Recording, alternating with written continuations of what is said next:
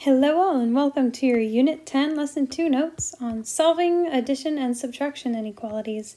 By the end of the day, you'll be able to solve inequalities involving addition and subtraction. You've seen this before where you solved equalities, also known as equations, before with addition and subtraction. We had this where if you had some variable, x minus 4 equals negative 1.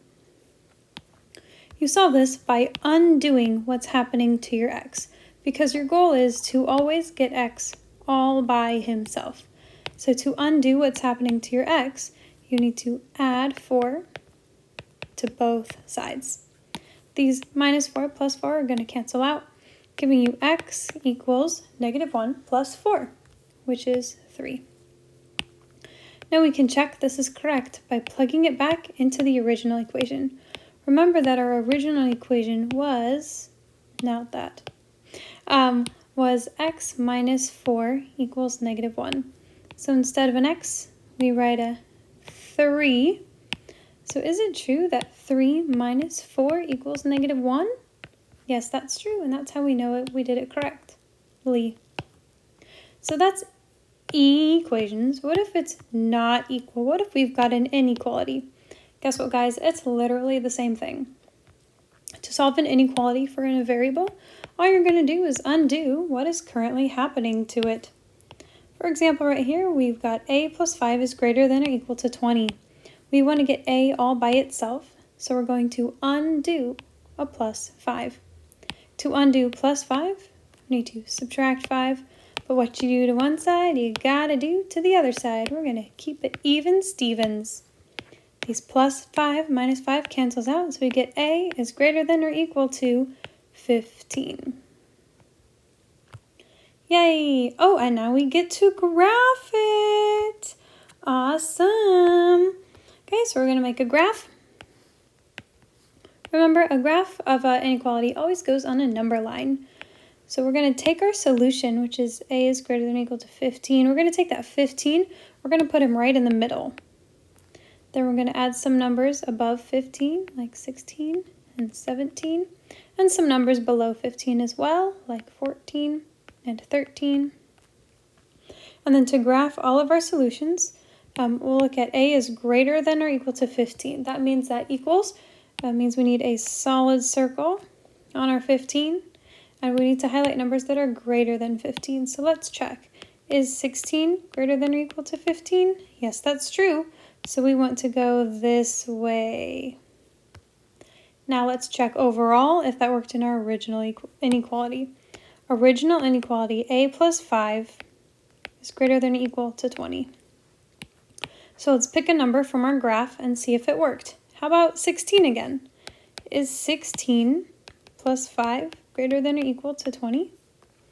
Well, 16 plus 5 is 21, and 21 is greater than or equal to 20, so that works. So you need to undo what's happening to the variable, that's your solution, and then graph it on a number line. Here we go. What is the first step to solving an inequality? Or rather, I lied. What is the goal here? Our goal is to get b by itself. So how do we get b by itself? We undo what's happening to the b. To undo a minus 7, we're going to add 7, but we need to add 7 to both sides. So we get b is greater than 16. Now let's graph it. To graph it, we need to draw ourselves a number line. Since 16 is our solution, we're going to put 16 right in the middle. We'll add some numbers above 16, like 17 and 18. Actually, we don't have to do by 1. We can go by 2s. Let's go by 2s just for fun. Now we have a strictly greater than 16, which means we have an open circle at 16. And since it's greater than, we need to pick numbers greater than 16. Let's check if we did it right. Let's pick one that makes it true. So 20. And plug it back into our original equation. Is it true that 20 minus 7 is greater than 9? Well, 20 minus 7 is 13, and 13 is in fact greater than 9. Last one. How do we solve this guy? Well, we're trying to get C all by himself. So what do we need to do? Trick question, we need to undo.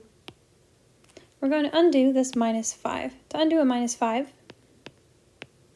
we need to add 5 to both sides. That gives us, cancel out, that C is less than or equal to 5. Now let's graph it. To graph it, we need to make a number line. We're going to put 5 right in the middle and add some numbers above, some numbers below. Now let's plug in some numbers. Is 7 less than 5? Nope. Is 4 less than 5? Yep. So we need to color this side. Oh, but is it an open circle or a closed circle? It's a closed circle because we have an equals. That's because 5 makes this true. We can check, okay, well, is 5, oh, wait. Is it true that negative 5 plus 5 is less than or equal to 0? Well, that's 0, and 0 is less than or equal to 0, so that makes it true. However, you do not want to check the point in the middle because that doesn't tell you if you went the right way. So let's check another point. How about 3? Is it true that negative 5 plus, instead of C, 3, is that less than or equal to 0? Negative 5 plus 3 is negative 2, and that is in fact less than or equal to 0. Awesome. So to solve an inequality, you need to undo what's happening to your variable. That's fun and that's pretty straightforward. The challenging part is to write the inequality in the first place. So we have our friend Eric, and he's at his favorite golf course. Par for the course is 72. That means, you know, if you're an average golfer, you should get about a 72 overall. It should take you 75 strokes of your golf club to get you all the way over here. At the end, if Eric has already shot 68 so far, how many strokes on this hole will result in a score under par? Under par means we want less than par. And of course, par for the course is 72. So we want to set up something that's less than 72. So we want to take his total strokes and relate that to par.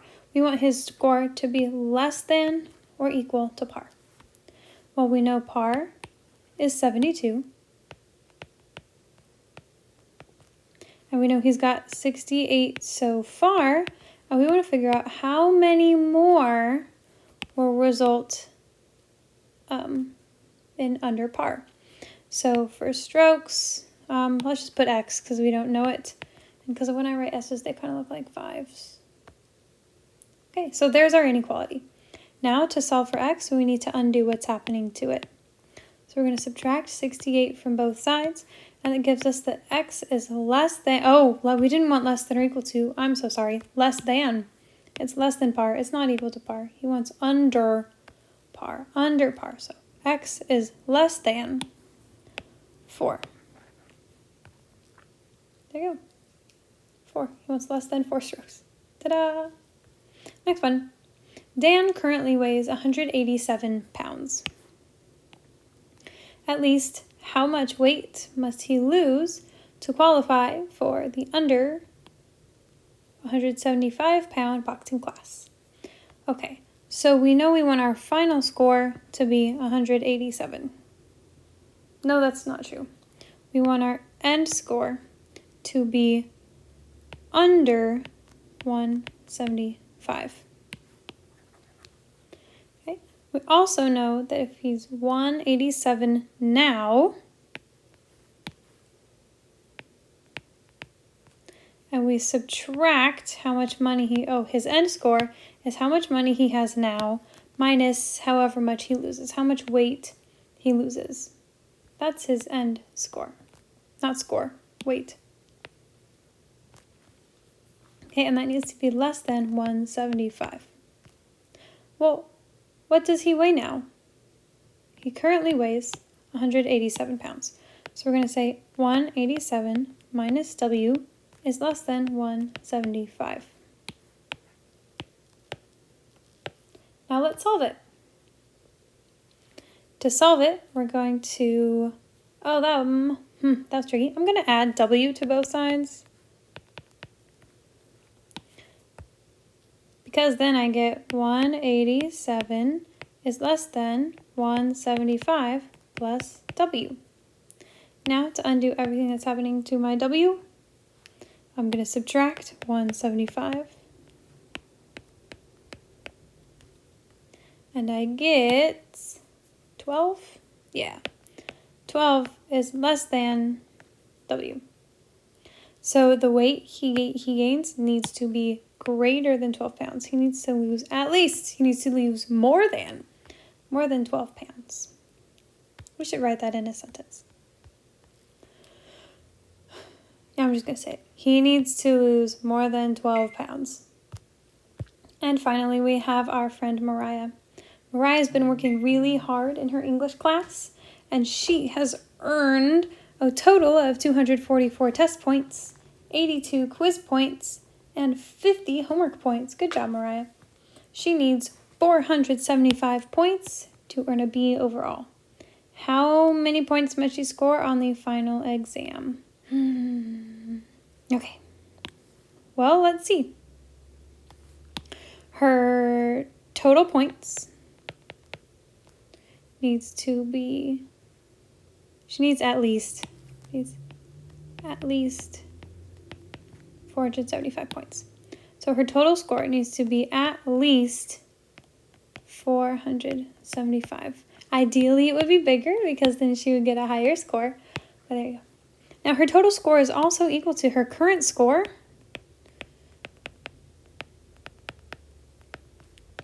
plus whatever she gets on the final. Let's say P for points.